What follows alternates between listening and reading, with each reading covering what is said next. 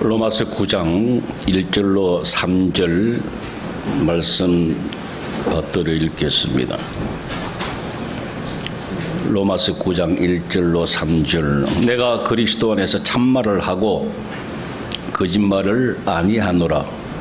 나에게 큰 근심이 있는 것과 마음에 그치지 않은 고통이 있는 것을 내 양심이 성령 안에서 나와 더불어 정언하노니, 나의 형제 곧 골육의 친척을 위하여 내 자신이 저주를 받아 그리스도에게서 끊어질지라도 원하는 바로다. 아멘. 우리 사람들을 유한하다 그렇게 합니다. 다시 이야기하면은 무한하신 하나님, 우리는 유한한 인간이다. 우리가 앞으로요, 이제 이 세상 다 끝나고 천국 가면은 무한대에서 사는 거죠. 거기는 시간이 없습니다. 장소나 환경의 구애를 받지 않습니다. 그러나 우리가 이 땅에 사는 동안에는 시간의 구애를 받아요. 과거로 못 돌아갑니다. 앞으로도 못 가요. 그래서 이 공간 속에, 장소 속에 갇혀서 우리가 지금 살고 있습니다. 왜 하나님께서 이 공간이나 시간이나 모든 이 유한한 이 제한 속에서 하나님 살게 하셨을까? 우리가 계속 살펴봤습니다. 하나님의 목적이 있단 말이에요. 왜? 하나님의 자녀답게 살도록 하나님께서 훈련시키시기 위하여 그 속에 가두어 두셨다. 시간 속에 가두어 주시고요, 장소와 공간 속에 가두어 주셨어요. 그런데 시간은 한 시간 한 시간 자꾸 늘어나요. 지나갑니다.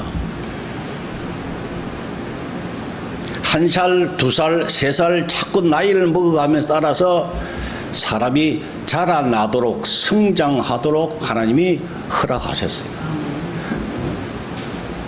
그런데 어떤 사람은 끝없이 계속 성장합니다. 어떤 사람은 멈추어서 있습니다. 어떤 사람은 도리어 퇴보합니다. 그 대표적인 인물이 사울 왕 같은 사람이죠. 처음에는 아주 겸손했는데, 하나님 보시기에 좋은 것 같았는데, 사람들한테 인정을 받았는데, 마지막이 망가지는, 퇴보하는 그런 사람도 있다 이 말이에요. 점점 자라나는 사람의 모습을 우리가 살펴보면, 여러분, 우리가 이 유한한 이 환경 속에서요, 살다 보면은 실수할 때 있고 상처받을 때 있고 막 부딪히고 그래 살잖아, 그죠? 깎이면서 살고 그래 삽니다. 그런데 여기서 살다가 자기가 실수한 것, 각자 실수한 것을 통해서 상대방의 마음을 우리가 이해를 합니다. 즉지사지의 그런 마음을 가지고 상대방을 이해하도록 자꾸 이렇게 그 다음에 자기가 받은 상처가 있잖아요. 상대방, 다른 사람에게 상대방이 나에게 상처를 준 걸 통해서 용서하는 포용력을 길러나가는 거예요. 그래서 점점 자라나는 거예요. 근데 반면에 정체되어 있는 사람, 퇴보하는 사람은 어떤 모습인가? 자기가 실수한 것, 잘못한 걸 가지고 변명하기가 바빠요. 그리고 합리화시킵니다. 절대 자기의 잘못을 인정 안 한다 그 말이에요. 이게 합리화시킵니다. 그 끝까지 변명합니다. 또 남에게 상처를 받았다 하면은 포용력으로 용서하고 이해를 하지 아니하고 그게 고스란히 선뿌리로 남아있다. 원한으로 남아있어요. 그게 쌓이고 쌓입니다. 그런 사람들은 점점 하나님 보시기에 영적으로 퇴보하는 사람입니다.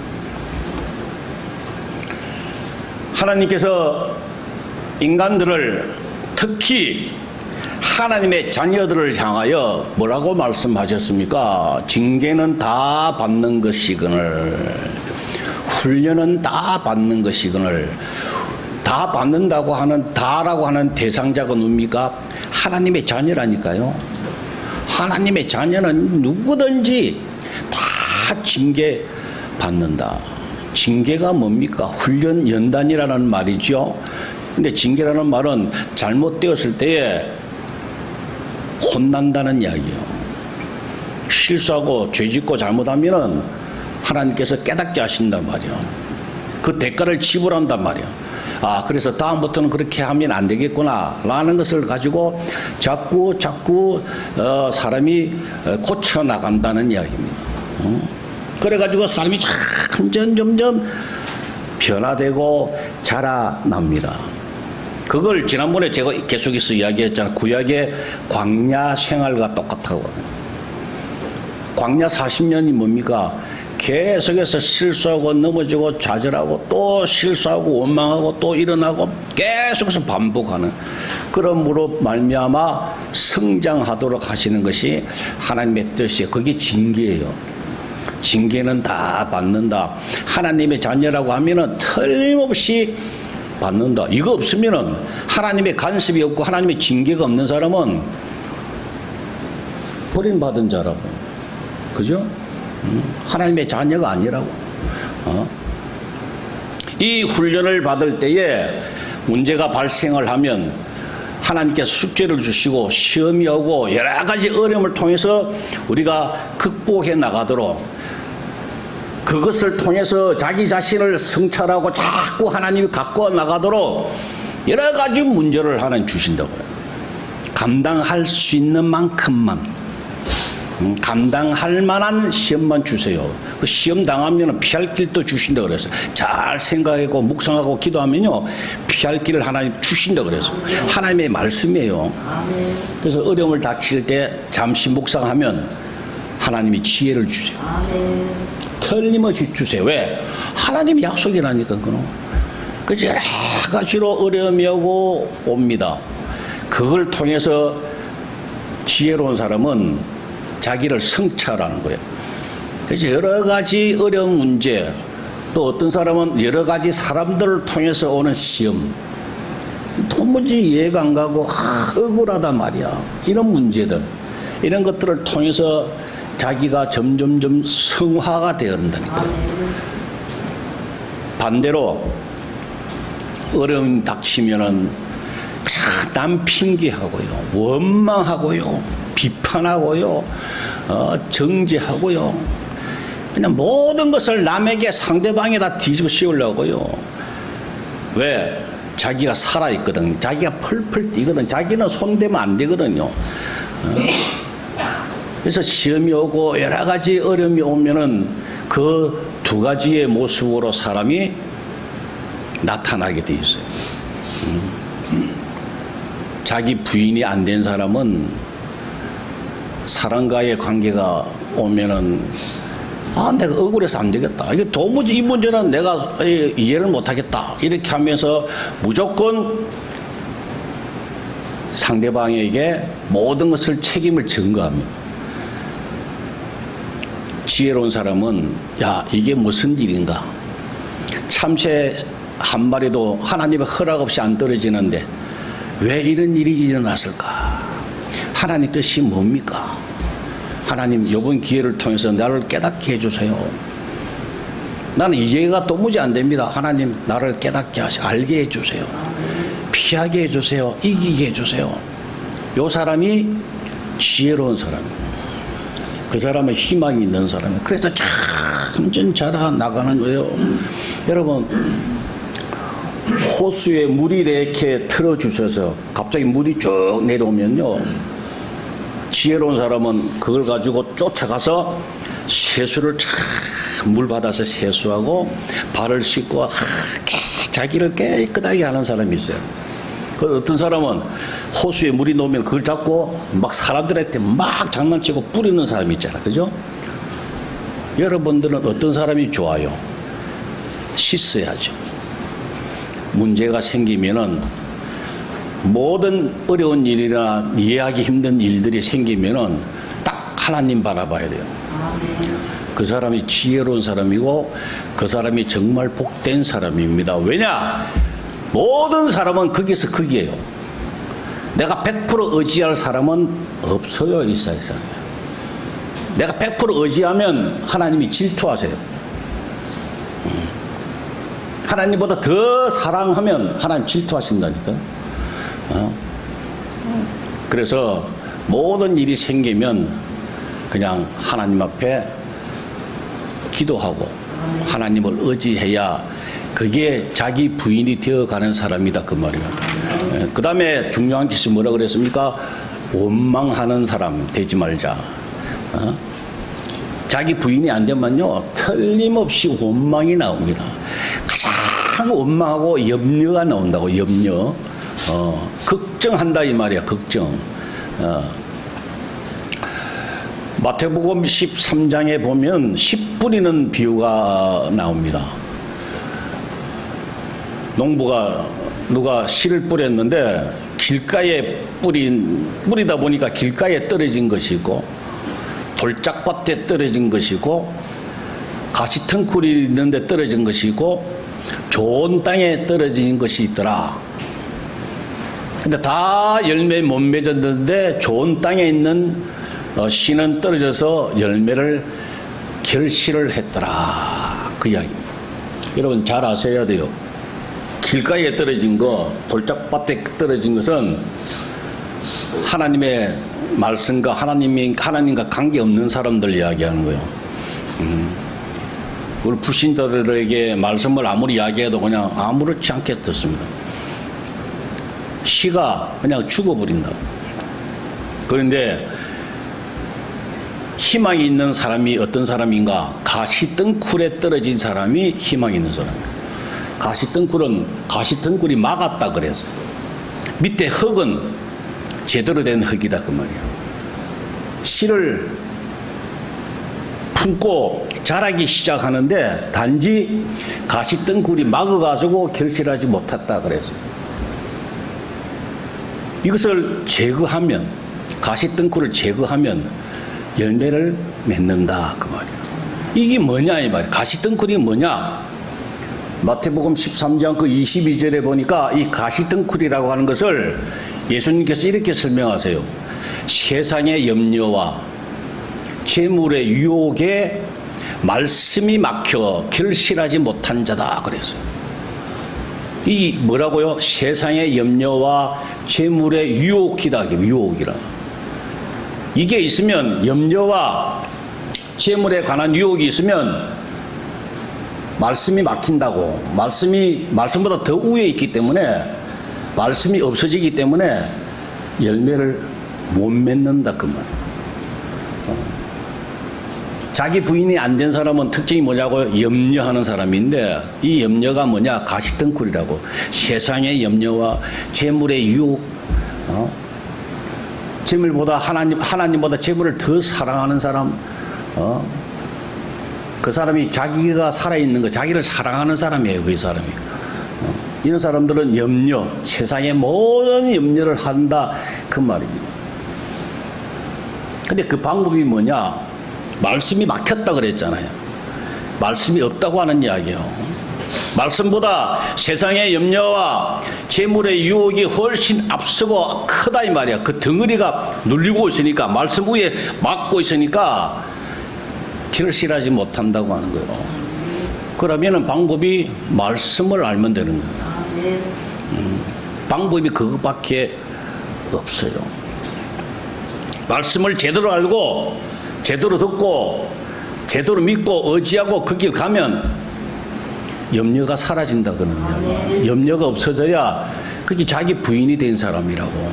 그래야 그 사람이 영화롭게 산다 이 말이에요. 하나님 나라에서 산다 그 말이에요.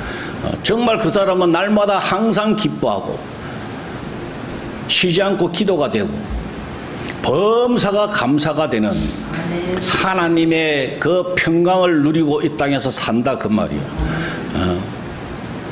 뭐가 있어야 된다고요? 말씀이 있어야 되는 거야. 말씀. 그 한때는 교회 안에서도 신학생들도 그 긍정적 사고, 또 책에 그런 책이 있었죠. 적극적 사고방식. 뭐 이런 책들이 아주 베스트셀러로 그냥 그 유행할 때가 있었어요.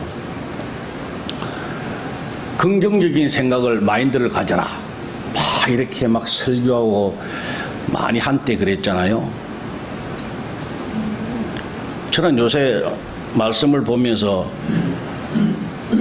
왜 사람들이 그런 이야기를 했을까? 쓸데없는 이야기를. 하나님 앞에 제대로 복을 받는 사람은 뭐 이것저것 뭐 미사어구 필요가 없어요. 뭐 긍정적이니 뭐 적극적이니 뭐 그런 미사어구가 전혀 필요 없다니까. 하나님의 사람은 간단해요. 성경 보면서, 하나님 말씀 보면서 아멘 하고 믿는 거요. 그냥 말씀은 긍정적으로 뭐 이렇게 받아들이는 게 아니에요. 그냥 말씀 그대로 그냥 예 하고 믿는 거예요. 그냥 그게 제일 중요하다고. 말씀을 아는 거 아니에요. 그냥 믿는 거예요. 그냥 믿어지는 거예요. 태초에 하나님이 천지를 창조하셨다. 하나님이 창조하셨구나. 맞네. 그냥 믿어지잖아요. 그죠? 예수님이 우리를 위해 십자가에 돌아가셨다. 나를 위해 돌아가셨구나. 그 하나님이 환난 날에 나를 부르라. 내가 너를 건지리. 네가 나를 영화롭게 하겠다. 그러면 예. 그냥 그대로 그냥 믿으면 되는 거예요. 그냥. 그게 제일 중요합니다. 다른 뭐 미사하고 필요 없어요. 그냥 하나님 말씀을 그대로 예 아멘 아멘 하고 믿는 거 안 믿어지면 그걸 가지고 기도하시라고. 주님, 나 믿음이 없습니다. 믿음 주세요. 믿게 해주세요. 그 믿는 거 내 힘으로 안 됩니다. 그러나 믿고 싶습니다. 주님, 믿게 해주세요. 하나님, 창세기부터 요한계시록까지 모든 것 하나님 믿어지게 해 주옵소서. 주님께서 그 기도 들으시고 얼마나 좋아하시겠어요. 복을 받는 사람은 그런 기도부터 시작한다 그 말이에요. 그런 마인드부터 시작을 해야 돼요. 이것저것 달라고 하는 거 아니에요. 하나님 제대로 순서가 목표가 방법이 이게 굉장히 중요한 거예요. 아니 생각을 해보세요. 하나님께서 너희는 세상에 뭐라 그랬어요? 빛이라 그랬잖아요. 세상에 너희는 빛이라 그랬어요. 믿으면 아멘, 내가 빛이구나. 아니 우리 보고 각자 빛이라 그랬어요. 하나님이. 그러면 내가 이제 빛인 거예요. 그러면 우리가 어려움이 여기가 어두움 캄캄하다. 그러면 내가 빛이잖아요. 그러면 어떻게 해야 됩니까? 내가 이래 가면 어두운 게 그대로 있습니까? 물러갑니까? 훤해진다니까요. 그냥 간단히 뭐 물리치고 마귀 물리치고 뭐 그럴 이유가 전혀 없어요. 그냥 왜 그래 힘을 써요? 그냥 내가 빛이면은 어두운데 가는 데마다 훤해진다니까요. 간단하잖아요. 그냥 그게 믿는 거라니까요. 믿는 거 대단한 거 아니라고요. 그냥 내가 가는 곳마다 하나님의 자녀로서 열매가 나타나는 거예요. 그냥 그렇게 사는 거예요. 그냥 얼마나 중요합니까? 그럼 얼마나 간단합니까? 그냥 아주 간단하거든요.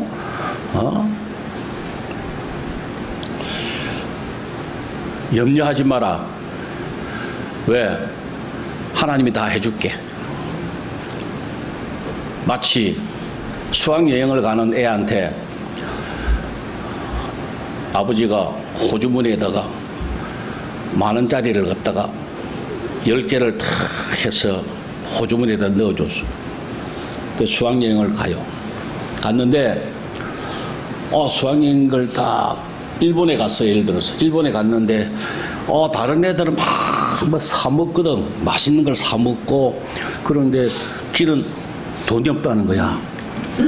돈이 없어가지고 이래 쳐다보고 남이 뭐 사무면 침을 질질 흘리고 아 있으면 좋겠다. 나도 돈 있으면 좋겠다. 그 바보입니까 안 바보입니까? 바보라니까요. 그거 뭘 보면 돼요. 아버지가 너 항상 필요하면 돈 써 하고 죽은 거를 확인하면 되잖아요. 그죠? 필요한 거 하나님 다 해주시겠다 그랬어요. 이 모든 것을 더 하신다 그랬어요 하나님이. 그러면 우리는 하나님의 자녀라니까 모든 거 구하면 필요한 거 다 주신다 그랬어요. 그러면은 필요하면 하나님 주세요. 내가 씁니다. 하고 쓰면 되는 거야. 예? 근데 그걸 안 쓰고 그냥 남의 먹는 거 보고 침 질질 흘리고 나는 왜 이렇게 궁상밖에 사나? 나는 왜 팔자가 이런가? 라고 팔자 타령하고 산다 그러면은 그 돈을 주신 돈을 또 주려고 하시는 그 우리 하나님은 뭐가 되느냐 이 말이야.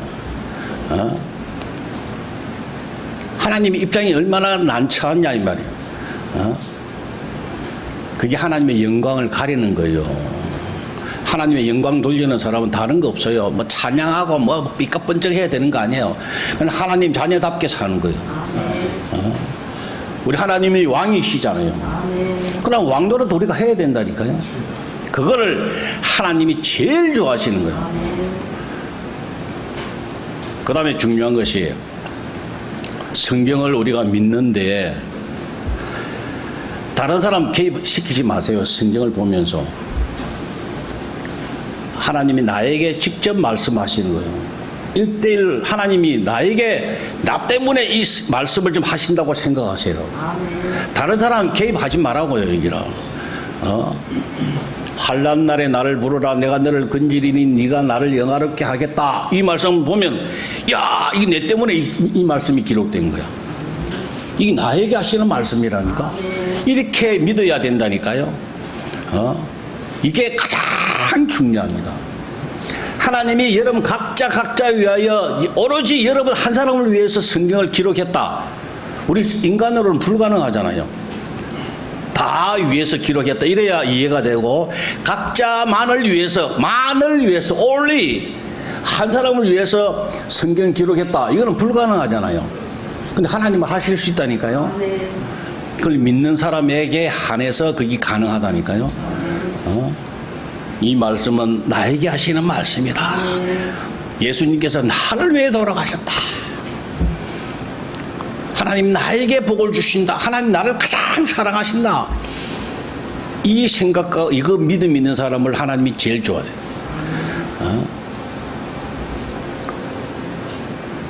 저는 이때까지 여러 가지 훈련받고 여러 가지 어려움 당하고 고생하면서도 너무 감사한 것은 그 믿음은 제가 한 번도 잊어본 일이 없어요. 어딜 가도 야, 내 때문에 하나님이 이거 역사하셨구나. 내 때문에 이렇게 하나님이 많은 사람을 불러주셨구나. 내 때문에 이렇게 선교회가 시작되는구나. 난 항상 그래 생각해요. 그래서 우리 자녀들에게도 야, 네 때문에 삼성이 돌아가. 내가 그렇게. 그걸 그렇게 믿는 사람. 너 하나 때문에 삼성 전체가 그룹이 돌아간다고. 그렇게 믿는 사람. 하나님이 그거 좋아하신다니까요. 남들 보기에는 뭐 네가 네 때문에 저렇게 교만하냐? 믿을 때 좀 겸손하게 믿지. 천만에 그런 믿음 없는 거예요. 우리 생각과 하나님의 생각 달라요. 요셉이 그 믿음을 가지고 자랑을 했을 때 형제들은 어떻게 했습니까? 다 질투하고 비웃었다니. 성경에 나타나 있잖아요. 1:1 나와 하나님과의 관계. 말씀은 내 때문에 하시는 말씀이다. 모든 성경은 내 때문에 나에게 하시는 말씀이다. 그러니 다른 사람들 여기 개입시킬 필요가 없다니까요. 신경 쓰지 마세요. 그냥. 그래서 그게 믿어지면 하나님 말씀이 나에게 하신 말씀이라고 믿어지면요, 자연스럽게 염려가 사라집니다. 믿음이 생겨요. 염려가 사라지고 남에 관한 비판이 사라지면 자기 부인이 된 거예요. 그러다면 영화롭게 된 거예요. 마음의 평강이 찾아온다 그 말이에요. 어떤 사람이 방해하고 어떤 환경이 있더라도 흔들리지 않는 그런 사람 된다 그 말이에요. 자, 그런 상태에서 그렇게 자기 부인이 되어지면 이제 9장부터 시작되는 거예요. 그 사람이 아시겠어요? 8장이 다 이루어진 사람, 8장을 거친 사람, 이 사람이 이제 9장부터 로마서 9장부터 그 사람이 이제 이 말씀이 적응이 되고 이해가 된다는 거예요. 그 전에는요, 9장부터 말씀이요, 이해가 전혀 안 돼요. 이 8장이 안 되면요, 영화롭게 되지 아니하면 하나님의 사랑이 나를 어떤 것도 끊을 수 없다고 하는 그 믿음이라든지 이게 되지 아니하면 8장 1절에 있는 예수 그리스도 안에 있는 자는 결코 정죄함이 없나니 이는 죄에서 자유함을 얻고 모든 것이 영화롭게 되지 아니하면요, 9장부터는 이해 못해요. 산상수훈을 아시지 않아요? 예수님께서 말씀하신 거, 뭐 간음하지 마라, 뭐 도둑질하지 마라, 뭐 이런 가장 예수 안 믿는 사람들도 해당되는 그 기본적인 윤리 도덕 메시지, 그거 아니라니까 여기서부터는요. 하나 잠시 예로, 이 13장 8절에 있는 로마서 13장 8절에 뭐라고 하셨어요? 사랑의 피차, 사랑의 빛 외에는 아무에게도 아무 빛 지지 마라 그래요. 아무 빛도 지지 마라. 그러면 요새 사람들 집을 살 때에, 아파트나 땅을 살 때에 그냥 기본적으로 그냥 당연하게 대출받아야 된다고 생각합니다. 그죠? 당연히 대출받아야 된다고 하는 것이 상식이라니까요. 일반 사람들이라니까. 근데 8장을 경험하고 8장으로 우리가 살게 되면요, 이 하나님 말씀이 무슨 뜻인지 알게 된단 말이에요. 그렇지 아니하면 13장 8절 이 말씀을 이해를 못해요, 사람들. 목사님들도 13장 8절에 대해 이해를 못해요. 목사님 무슨 말하고 있냐고. 요새 시대에 유행 따라 살아야지, 대출 안 받고 어떻게 경제생활 합니까? 유행 따라서 필요 없는 말씀이 같으면 하나님이 성경에 왜 기록하셨습니까? 유행 따라 있어도 없어도 되는 그런 말씀 같으면 성경에 기록 안 하시죠. 생육하고 번성하라 하셨잖아요, 옛날에 창세기에. 이게 적절하게 우리가 인구 조절을 우리가 해야 될 것 같다면 그런 말씀 기록 안 하셨죠. 근데 우리는 끝까지 죽을 때까지 그걸 해야 되는 거야. 생육하고 번성하는 게 우리 책임이니까 성경에 기록되어 있는 거예요. 그걸 안 하면, 생육하고 번성 안 하면 개인이건 나라건 다 고생한다 이 말이야. 하나님 말씀대로 안 살면. 사랑의 빛 외에는 빚지지 말아야 했는데 빚지면 고생한다 이 말. 대출 때문에, 은행 이자 때문에 얼마나 고생하는지 몰라 이제 앞으로. 이해를 못한다는 거예요. 14장 1절에도 믿음이 연약한 자를 너희가 밟되 그 의견을 비판하지 말라. 여러분, 비판하고 하는데 대등한 사람끼리 막 비판하고 하잖아요. 근데 믿음이 연약한 자를 비판하지 말래요. 믿음이 아주 어린 사람 비판하지 말래요. 무시하지 말래요. 그게 아무나 안 되는 이야기예요. 아무나 할 수 없는 상황이라고요. 로마서 8장이 되어지지 아니하면 이해가 잘 안 되는, 할 수가 없는 그런 부분들이 기록이 되어 있습니다. 자, 잠시만 한번 봅시다. 이런 사람들은 수준이 1절을 한번 보세요. 9장 1절.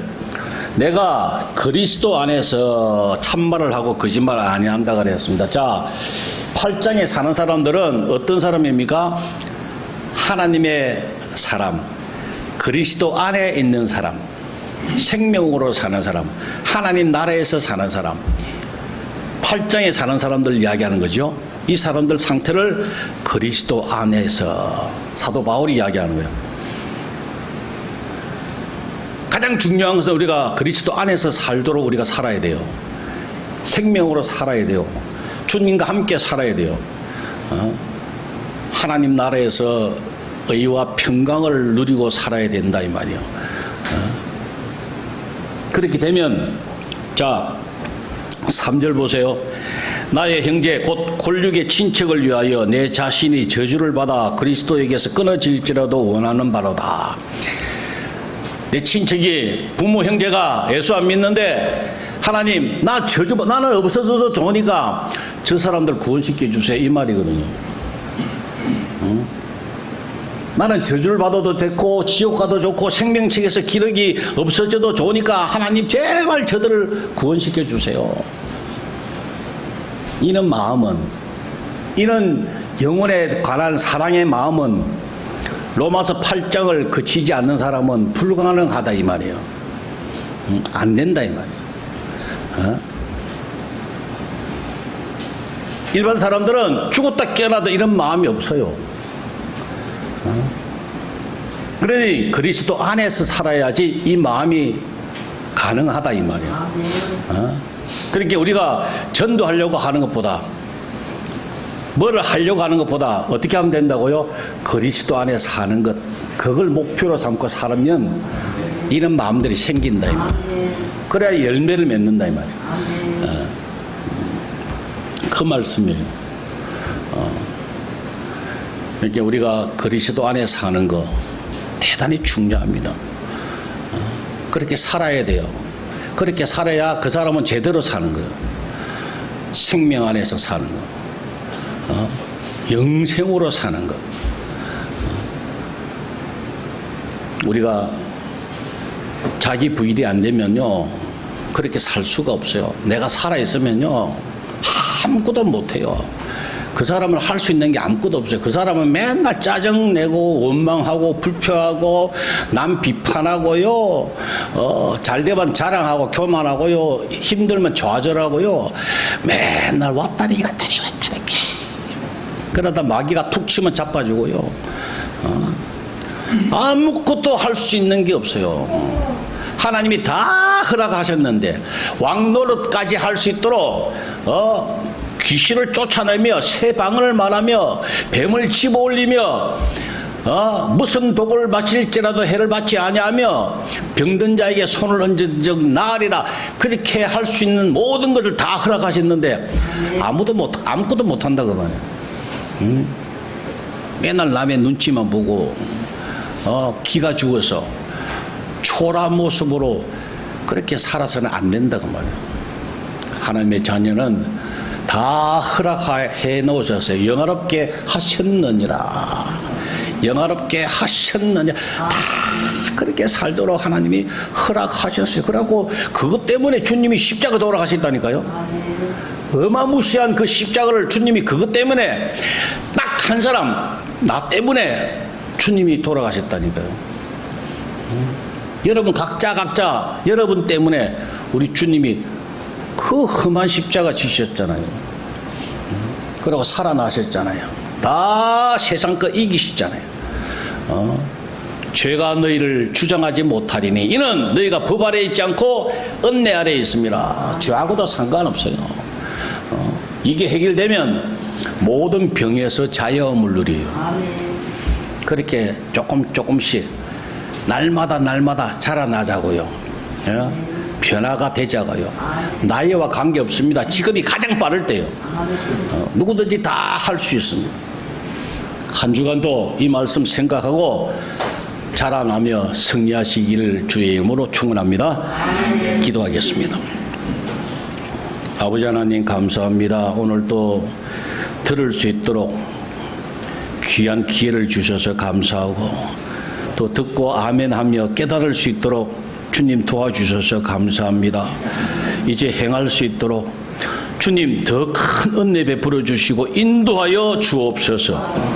예수님의 이름으로 기도 올리옵나이다. 아멘.